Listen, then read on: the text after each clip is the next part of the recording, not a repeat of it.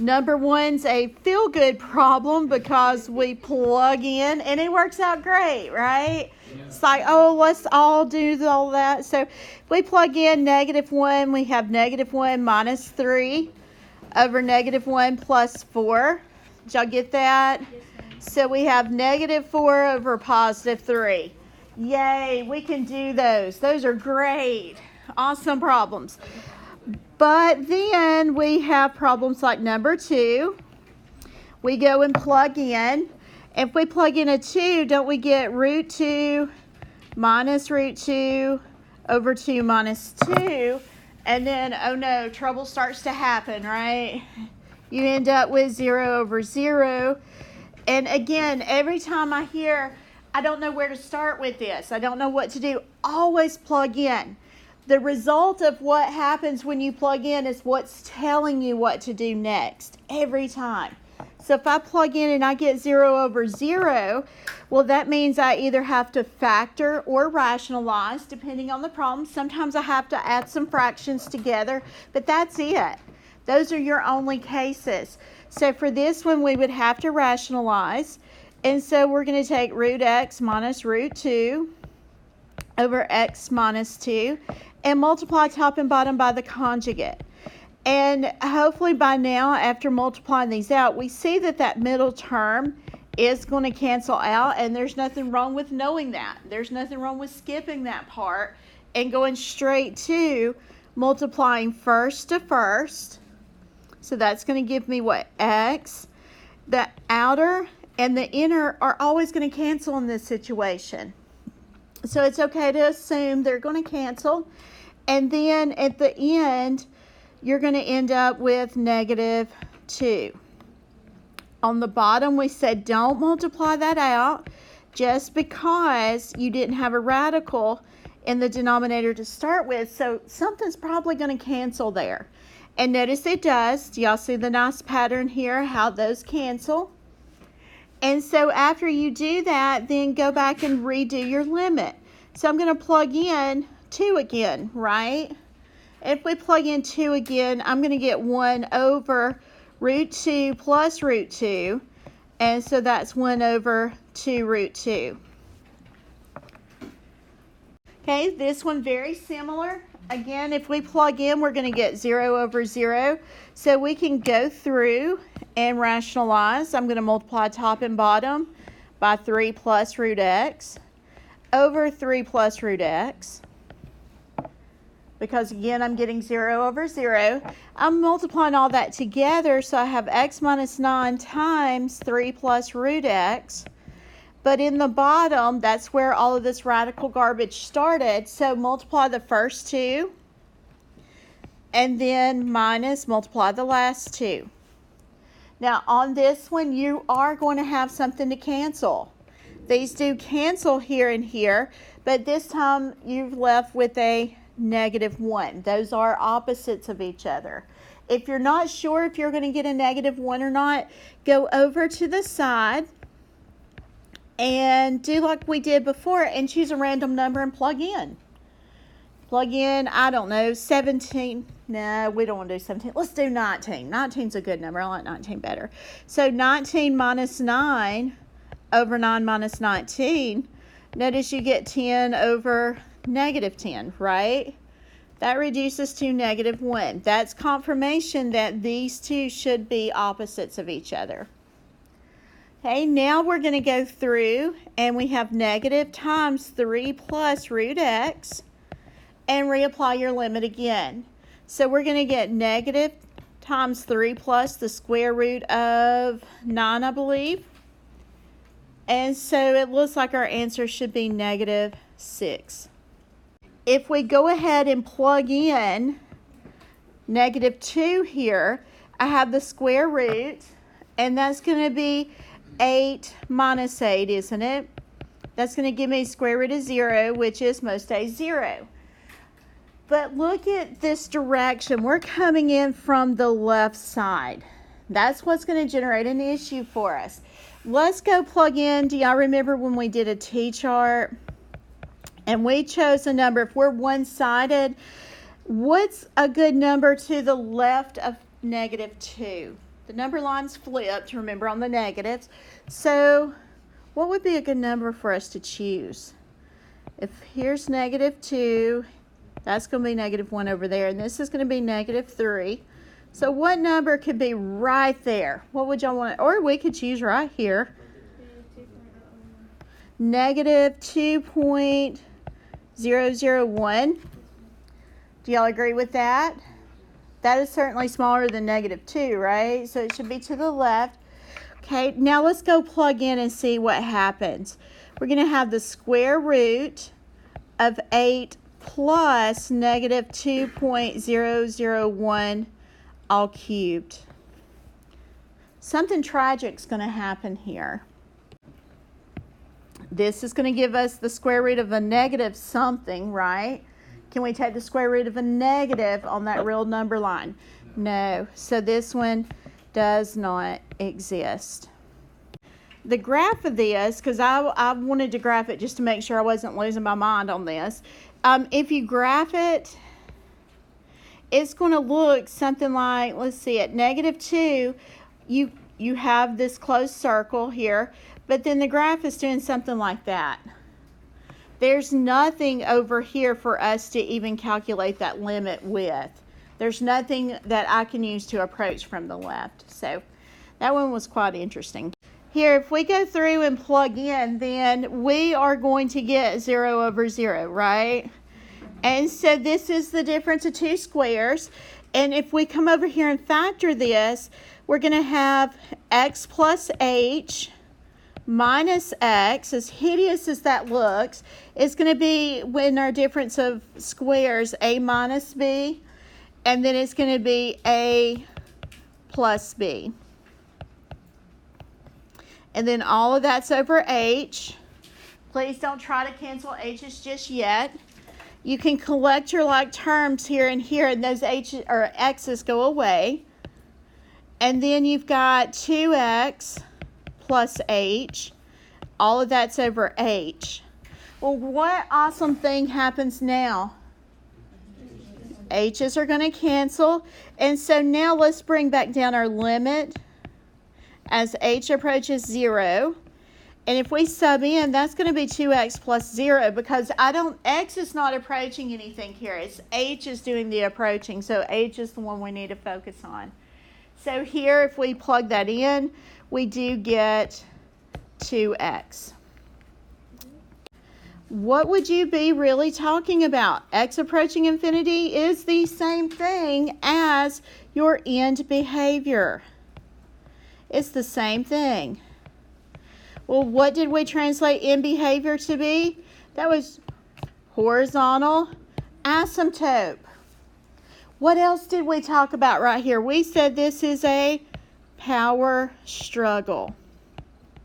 Because with all of your nice polynomials, as x increases in value, it will mimic whatever the most powerful term is. At the end of it, it will always do that. So do y'all remember us taking the highest exponent in that term? Do y'all remember taking that? Okay, I see some light bulbs. Oh yeah, I remember now. What about in the bottom? X cubed, groovy.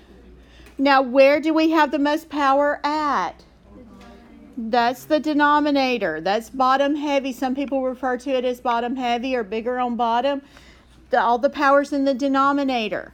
So this is going to end up being a small number divided by a big number. So what is that limit going to tend toward?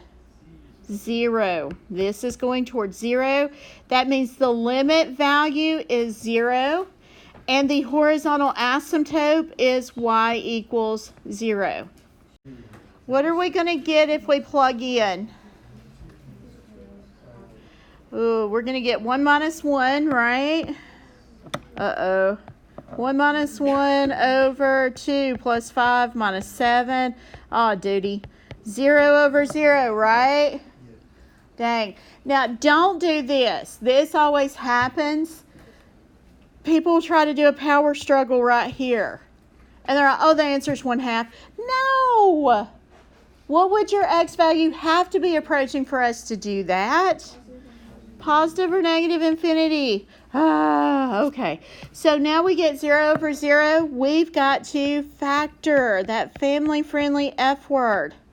So in the bottom, earlier today, I had great questions. Like, okay, I'm getting hung up on the factoring. I understand all the limit stuff, and I'm getting hung up on the factoring. I get it. The algebra is what's the most difficult part of this, in my opinion. But if you get stuck on factoring, look at the numerator. You've got an x minus 1. Chances are one of those two factors is x minus 1. Kid you not. Because you're going to have to cancel it, right? It's probably going to be x minus 1. So what would that mean this other one's going to have to be? Positive 7, isn't it? Okay, now, can we cancel? Yay, we can cancel, can't we? Now let's go back and reapply our limit. So in the numerator we get 1. What do we get in the denominator? 9. Now for this next one. Quite interesting. Notice what x is approaching. Positive infinity. So I'm thinking, okay, this crazy teacher told me that was a power struggle. I ain't seeing a polynomial top and bottom yet. But this is two fractions, right? Those are fractions. Do y'all agree that those are fractions? How about we combine those? Let's make this one whole fraction. So let's see. The denominator would be x times x minus 1. The numerator would be 1 times x minus 1, which is x minus 1, minus, because that's the sign I'm given, x times x is x squared. Okay, this might work out to be pretty good here. Well, let's see. Nothing's going to cancel. Please don't try to cancel that x minus 1 and that one. It would be able to cancel if it was multiplication there. But it's that minus x squared. So all of that mess is vetoed. We can't do that. But what we can do, we have a negative x squared, a positive x, a negative 1. In the bottom, we have x squared minus x. Hey, now it looks like something I can work with. Now I'm back to that power struggle. And in that power struggle, what's true about the powers? They are, they're balanced, right? You got x squared and x squared, so they're balanced. So they're going to cancel each other out. And what would be left? Negative 1 over 1, which is negative 1. Could also ask you, what's the horizontal asymptote for this function? Y equals negative 1. What is the end behavior? Well, the ends are approaching negative 1. If I were to graph this and go as far to the right as I could, this is going to be flattening out and running parallel to the equation y equals negative 1. All of that is the same, every bit of it. First step, every stinking time, go plug in. If we plug in, we are going to get 4 minus 2 over 2 minus 2 all squared. I think that's pretty safe to say we're going to get 0 over 0, right? So let's go through and rationalize or factor. Looks like this is going to be factoring. X minus 2 times x plus 1. Did y'all get that? And then in the bottom, x minus 2 times x minus 2, because there's 2 of them, right? Now, if we cancel, it looks like we're going to get rid of at least one set of x minus 2s. And so when we come back and do our limit, and this is where some of us got stuck, we're like, now hang on, I was supposed to get a nice neat number here and I didn't. But look at what you do get here. If I go plug in, I get 3 over 0. Oh, what does that tell me about my function? What kind of asymptote do we have? That's a vertical asymptote, right? We've got number over 0. We have 3 options for our answer. Is it positive infinity, negative infinity, or does not exist? When is the case does not exist? It does not specify direction, does it? It doesn't have a little plus or minus up there to the right. So you are done with this, and it says does not exist. So with horizontal asymptote, we've got a power struggle, right? Not a whole lot of algebra here. We just need to isolate that big term on top. What about on bottom? 3x squared, isn't it? Where's the most power at? The top. So we said that's probably going to shoot off toward either positive or negative infinity, but we got to figure out which one it is. So let's think about what's going on here. I'm going to plug in negative big, and I'm going to cube it, but I also got a negative out here. What's that going to end up becoming? That's going to be a big positive, right? So which way is this tending toward? Perfect. Number 11.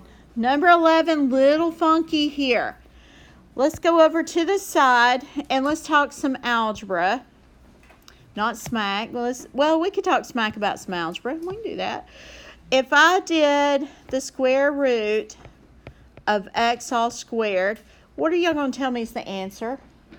X. Awesome. Well, what if I come back being the smart aleck I am, and I was like, no. Could it have been negative x as well? Oh, dang. Because am I going to get a different answer if x was negative under there? Nope. No. You're not, because what's going to happen here, you're going to square that negative x, right? So this right here, which lends itself right here, this x could be positive or negative. I don't know what it was originally. So I'm going to do a quick take care of that. We're going to say that's always absolute value of x, because I don't know if it's positive or negative. I really don't care enough to even find out which one it was. I'm just going to put an absolute value and take care of all of it. That's what I'm going to do right here. Absolute value of x minus 3. That's what this right here, if you want to every time see that go, oh, I don't like that, I don't like it. Yes, those are going to cancel, but you don't know if that started out to be positive or negative. So make it absolute value. We're supposed to know that, but I think algebra teachers tend to forget to throw in that other side of it. That's got to be there. And that is over x minus 3. That sure does look familiar. I believe we've talked about similar cases like absolute value of x over x, and we graphed it. We've also talked about absolute value of x minus 2 over x minus 2. We've talked about that one. I don't know if those are starting to ring a bell. Might not be. Might have been like, nah, zoned out by then. Okay, so we've looked at those. We did a T-chart with this. And usually this is where I hear somebody says all the time, well, if I see that little plus or minus, do I need to do a T-chart? Just about every time. Because it's sneaking in from the right. Well, what great x value can I put that's just a little bit to the right of 3? Oh, listen at y'all. Y'all sound like you're talking in tongues. All right, now let's go plug that in. Go plug it in. Well, what do you get on top? Positive, right? Positive. Oh, gosh. Point. How many zeros have I got up there? 4. Is that all right? What am I going to get in the bottom? Does that always happen? So far, every problem we've done, absolutely. So what does that reduce down to be? 1. So what's this limit? 1. Every time. If we were to graph this, this is going to be slid over to positive 3. You are going to be going to the positive on the right side and the negative on the left. Does that graph kind of look remotely familiar? If not, we're a little bit behind. We need to catch up. Every time, that's what that graph looks like. Does it kind of look familiar, I hope? Just lie to me and make me feel good. Does it look good? All right, yes, awesome. All right, so if number 12 is a power struggle, which I would agree, what kind of asymptote are we talking about? Horizontal. Where do you have the most power contained? Bottom. So what's our answer? 0. What's the equation of the horizontal asymptote? Oh, hallelujah. All right, so let's look at 13. 13 came from an old AP question. It's in the non-calculator, or they might put this in the calculator. There's only 7 to 8 calculator active problems in the multiple choice. So out of, I think it's roughly 45 questions, only 7 or 8 involve a calculator. And even the ones that are over in that calculator portion, you don't need a calculator for them. They look like this. It's more of the theory and checking for understanding of the theory. So looking at this, we've got this nice friendly function, right? When I look at that function, the first thing I notice is I've probably got a vertical asymptote at 2. And notice right here it says, for this does not exist. Oh, all right. So it's not one-sided. It's just straight up does not exist. So what does K have to be equal to? What do y'all think? -1 is correct. How do you know that? Let me write in the algebra. So you're going to take -K plus 1 has to be equal to 2. Because I know x minus 2 equal to 0. X equals 2 is the vertical asymptote. That function is not going to exist at -2 because it's going to give me number over 0. Does that make sense? So if I solve this, I get -K equals 1, so K is -1. That's where that came from. Okay, number 14 here is where we're just going to go through and find f at -1. That means that x can be equal to -1, which implies that we need to use this bottom part because of the or equal to. So when I sub in that -1, it looks like we're going to end up with -1 minus, or 1 minus -1. So that's going to give us a 2. Now part B, we're looking for the limit as x approaches -1 from the right.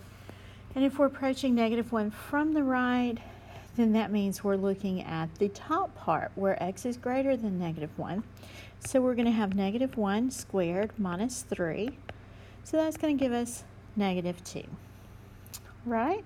And then let's look at part C. In part C, as we're approaching -1 from the left, then we're back to our bottom equation, and notice that gives us 2. And so part D, why f is not continuous at x equals -1? Well, that's because the limit as x approaches -1 does not exist. And then part E, I think, is a bad problem here. That really is not going to be the one that needs to be replaced. The one that needs to be replaced is the one generating this -2 here. And so the one where we got the -2 is going to be your x squared minus 3. So right there, I'm pretty confident it should have been x squared minus 3. And so what we need to do is make sure that ends up being a positive 2 here. So we really could replace it with a negative on the outside because we just need that sign to change. And then if I do that, then that does become a positive 2, which then would make sure we are continuous. Okay, number 15, we're going through, and the first thing we need to do is list all the x values where the function is continuous. So to find out where we're not continuous, we need to examine the denominator. That being 0 is going to tell us where our horizontal asymptotes might be and our vertical asymptotes, sorry. And so I'm going to bring this over here, and we're going to do some factoring. So I have x minus 1 over x minus 2 times x minus 1. And notice here that x minus 1's cancel. So that entire function ends up being 1 over x minus 2. Now, list all the values of x where the function is continuous. Well, I would still be careful here a little bit because notice what we removed was x minus 1. Well, that x minus 1 here, if I set that equal to 0, x being 1 is a removable discontinuity because that's what I factored out. That's going to be our removable discontinuity. So look at part B. At what values of x is the function discontinuous? Well, we know for sure when x is 1 because I had to factor and cancel that out. But also look at the reduced form of this function. We have x minus 2. If I set x minus 2 equal to 0, x equals 2, that's going to be the equation for our vertical asymptote. So that's going to give me x equals 2 there. So notice part C says to label any discontinuities as removable or non-removable. Well, x equals 1 was our removable, and we were not able to get rid of that x minus 2. That is our vertical asymptote. So this part here, x equals 2, is our non-removable, because we could not remove it. So now that we have our discontinuities, that sure helps us to write out where we are continuous, because we're going to be continuous everywhere else. So we're going to be continuous from negative infinity to 1, from 1 to 2, and then from 2 to infinity. Okay, our next equation here, we are asked for, we've got this equation, horizontal and vertical asymptotes. So for a vertical asymptote, that's where we had number over 0. And so if we're looking at square root of x over x plus 4, I need to see where x plus 4 is 0. So x equals negative 4. That is our vertical asymptote. Now for our horizontal asymptote, that's our power struggle. That's our limit as x approaches positive or negative infinity. And so we do need to change that top to be x to the 1/2 over x plus 4. And so looking at our power struggle here, notice this is larger on bottom. So this would end up being 0. So our horizontal asymptote is y equals 0. Okay, number 18, find the equation of each horizontal asymptote given this. And for that, again, we're looking at our limit as x approaches infinity or negative infinity. So right here, if x is approaching infinity, of our function 1 minus the absolute value of x over x, right now that's kind of tough to see. We might want to talk about a power struggle here if you want to. We really are isolating this portion right here. Oh, I need to include that sign. Sorry, guys. That's really what we're looking at. So if we talk about x approaching infinity, then notice that we're going to get here y equals negative 1, because the absolute value of x is going to overtake here the same power, or not overtake, but be the same power as x for big positive values. And so here we would have negative absolute value of big over big. And notice that is going to give us negative big over big. That's why we're saying that that's probably going to have to be negative 1. But now that's for positive infinity. Let's talk about that negative infinity. Okay, so because with that absolute value, that's going to bring in some tricky stuff here. So again, with that, we're going to look at the absolute value of negative big. And then I have the negative on the outside over negative big. Well, this is going to be a little bit different because this is going to be a positive big, but this out here is still going to be a negative, or you can look at those two negatives canceling each other out. At either rate, you're going to have big over big and that's going to reduce down to a positive 1.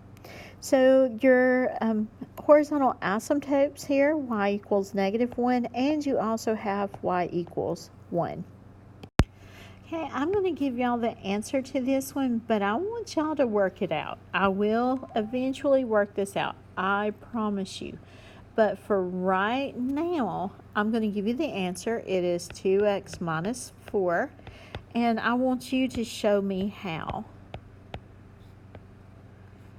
or show me why. All right,